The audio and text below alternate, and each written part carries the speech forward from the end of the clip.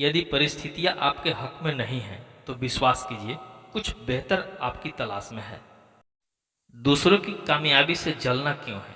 आपका परिश्रम ही आपको सफल बनाता है।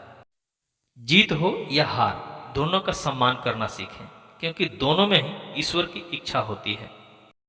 हर प्राणी के जीवन में परीक्षा का समय आता है। इसका अर्थ यह नहीं है कि निराश हुआ जाए। मन की परेशानी या समय की हैरानी का एक ही हल है कि आप अपने सवालों के जवाबों के पीछे ऐसे पड़ जाए जैसे आप एक हठ योगी हों। मनुष्य जैसा लेता है आहार, वैसे ही बन जाते हैं उसके विचार। योगियों की भांति ही ध्यान केंद्रित करना सीखे, जहां स्वार्थ का कोई स्थान न हो। सृष्टि में हर जीव के हृदय में नारायण का ही वास है। मनुष्य को चाहिए कि वह अपने भीतर के नारायण का स्वरूप जाने। सच्ची श्रद्धा और परमात्मा के प्रति समर्पण तभी सफल बनाता है जब उसमें कोई शंका ना हो। ईश्वर का रूप केवल उतना ही नहीं जितना हम और आप जानते हैं। सृष्टि के हर कण में परमात्मा की उपस्थिति होती है।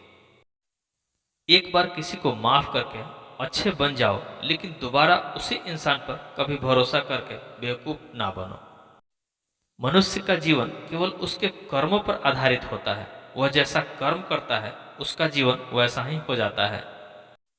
जो हम दूसरे को देते हैं वही हमें वापस मिलता है, फिर चाहे वो सम्मान हो या धोखा।